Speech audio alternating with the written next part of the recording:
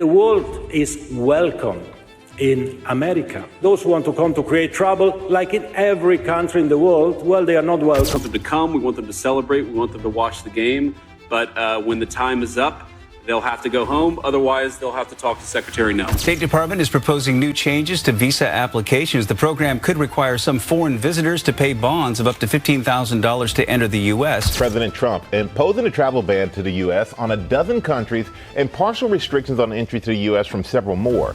Well, millions of travelers coming into the U.S. will now be subject to a new $250 visa integrity fee.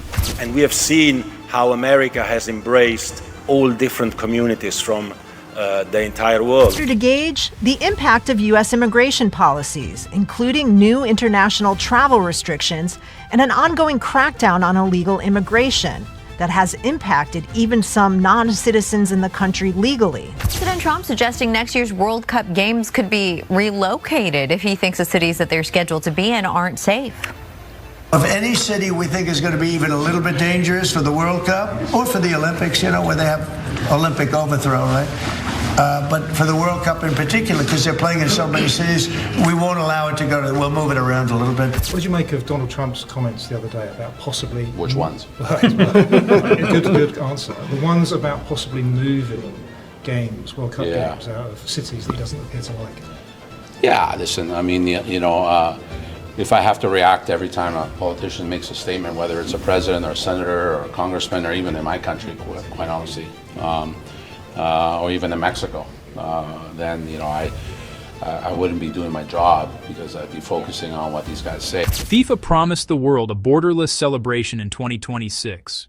But what happens when the host country starts locking the doors? Fans from major markets like India, Nigeria, and Kenya are now waiting more than 300 days for visas, while those heading to Canada can enter visa-free. New visa barriers, expanded travel bans, and $15,000 entry bonds, part of a 12-month pilot targeting visitors from Malawi and Zambia, are threatening to shut out entire nations. Teams can't guarantee player access, sponsors are shifting budgets north, and FIFA faces a logistical breakdown. Hosting the world means opening your doors, yet America seems to be closing them. Thanks for tuning in. If you're new here, make sure to hit subscribe and tap the bell so you don't miss future breakdowns like this. And for everyone returning, thank you for being part of this community. When politics closed the gates on football for decades, the World Cup has been sold as football's ultimate open door, the rare stage where borders fade and every nation competes under one flag. But in the lead-up to 2026, that ideal is colliding with a wave of tightening U.S. visa and entry rules.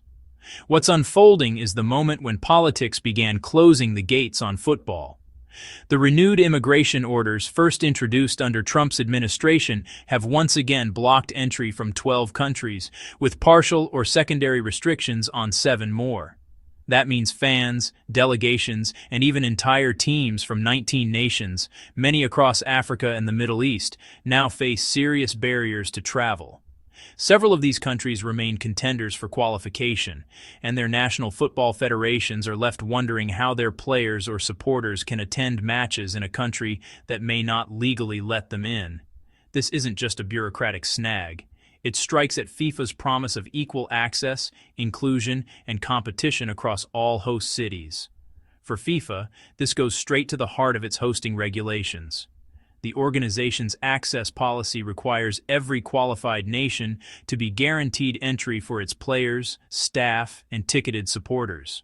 But the current structure of U.S. travel restrictions and visa delays means the host country cannot meet that standard for at least those 19 nations. That creates what insiders are calling a breach point, a scenario where the host nation's federal rules collide directly with FIFA's contractual guarantees. Tournament planners, venue operators, and even airline partners now find themselves stuck between immigration law and global sport commitments that can't both be honored. The practical fallout is already visible. Average U.S. visa wait times, once around 90 days, have ballooned past 300 days for applicants in countries such as India, Kenya, and Nigeria. That timeline makes it almost impossible for most supporters to secure travel documents, purchase tickets, or plan accommodations ahead of the group stage draw. Agencies describe a knock-on effect where entire travel packages collapse due to uncertainty. What was supposed to be a celebration of seamless mobility is turning into a waiting game with no clear winners. And the visual consequence could be striking. Stadiums built for 80,000 might sit half-filled while fan crowds gather in cities thousands of miles away.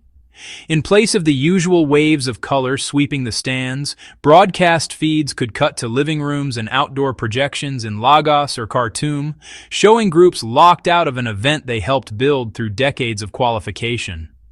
Even global broadcasters are planning around this possibility, structuring coverage to highlight those fans abroad, not just those lucky enough to get inside.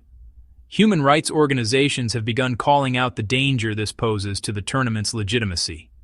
Amnesty International and Human Rights Watch argue that blanket and partial entry bans contradict international norms tied to FIFA's own human rights commitments. Their statements frame the issue not as immigration law, but as a precedent. If a host nation can selectively exclude participants based on nationality or religion, it chips away at the very foundation of global competition. Pressure is mounting from within football itself. Several federations from Africa and the Middle East have filed joint appeals demanding that FIFA review the U.S. hosting contract under its Equal Access Clause. These federations contend that continued exclusion orders constitute a direct violation of FIFA statutes and have requested alternative hosting guarantees should their teams or fans be denied visas. Internally, this has touched off debate within FIFA headquarters over whether the matter should be treated as a political controversy or an operational failure with documentable breach of contract implications. The joint North American bid had promised something different. A shared undertaking between the United States, Canada, and Mexico that would dissolve barriers through sport. But that message of unity is eroding in practice. The confirmed policy environment now includes not just travel bans but near year-long visa delays across multiple regions. Canada, by contrast, continues to provide visa-free or expedited entry for many of the same nations currently blocked in the U.S., highlighting the growing split between host partners.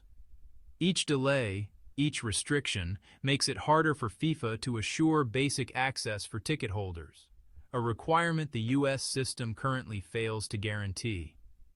For everyday fans, the dream is unraveling one step at a time. Online posts tell the same story. Non-refundable travel deposits lost, visa appointments unavailable, and families trying to explain to their children why the trip they'd saved for since 2018 may never happen. It's no longer just an administrative delay. It's the quiet exclusion of entire communities from football's biggest stage. And that exclusion now carries a financial cost no one saw coming. As the legal hurdles persist, new economic barriers are being built on top of them, making entry even harder for the people most eager to attend. The $15,000 visa bond and the American bottleneck.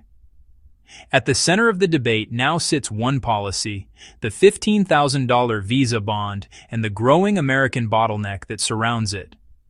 What was meant to be a record-breaking World Cup, more teams, more fans, more revenue, has instead become a test of endurance for those trying to enter the United States.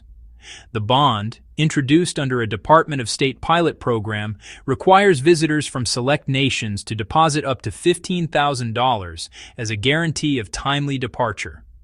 Officially, it's refundable once travelers prove compliance with every visa condition. In practice, immigration experts say visitors should assume it's non-refundable. The paperwork, verification steps, and refund timeline can take months, sometimes years, creating an effective deterrent for anyone without substantial financial reserves. For working-class football fans, this transforms a dream trip into a closed door. Few can afford to treat $15,000 as a temporary expense, especially when travel costs and match tickets already stretch budgets. Even if a traveler manages to raise the funds, often through loans or community pooling, The bureaucratic process to reclaim that money after departure has stopped many from even applying. Attorneys advising potential visitors describe the bond as a refundable expense in theory only, warning that missing a single departure confirmation or failing to retain sufficient documentation can void repayment entirely. A safeguard on paper has become an economic wall in practice.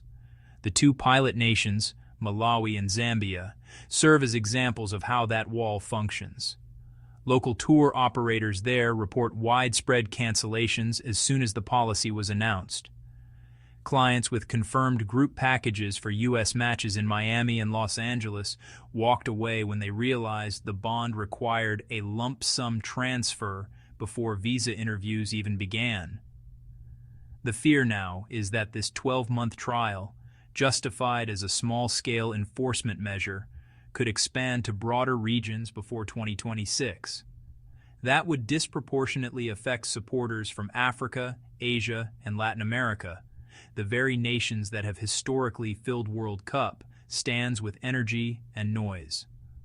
For many, the event marketed as a global celebration feels like an invitation they can no longer afford, and the bond is only one layer of the financial squeeze.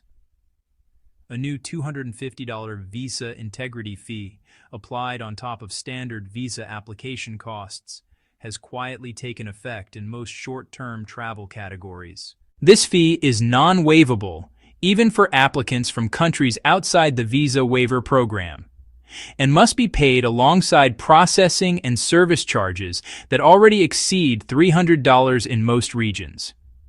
Add to that the compulsory travel insurance and peak season airfare, and the entry cost rises far beyond what most fans can manage. These fees stack atop unpredictable processing delays, with many U.S. embassies still reporting appointment wait times over 300 days.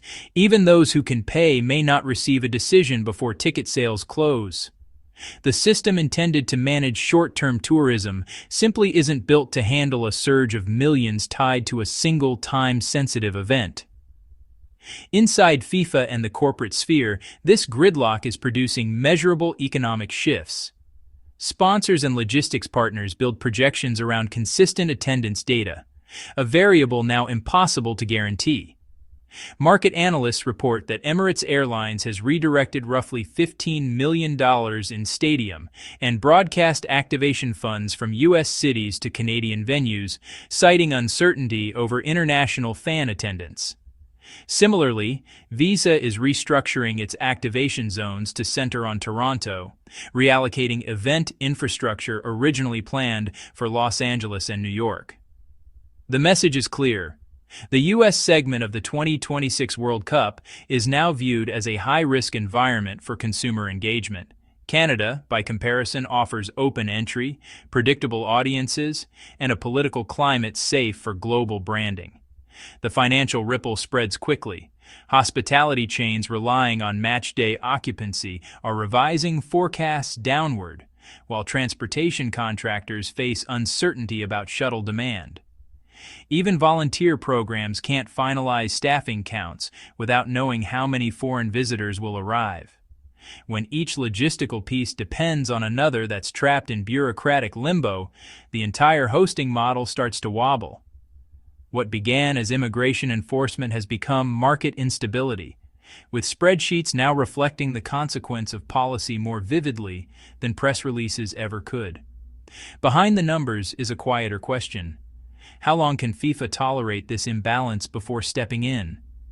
The organization's own bid framework requires guaranteed entry for teams, officials, and ticketed supporters. Yet the host nation's ongoing restrictions make that guarantee unenforceable. Inside FIFA's planning offices, executives are reportedly weighing legal avenues to preserve the tournament's operational integrity. And the next confrontation may not come from fans or sponsors, but from FIFA's leadership itself. FIFA pushes back against Trump's World Cup control. The strain between regulation and reality didn't stay behind closed doors for long. It surfaced on national television, wrapped in a press conference soundbite that soon became the flashpoint of a new conflict. FIFA pushing back against Trump's bid for World Cup control. Trump's comment came casually, but the consequences weren't. During an October 2025 press conference, when asked about security concerns in certain U.S. host cities, he said, "If certain cities aren't safe, we'll move the games. Simple as that."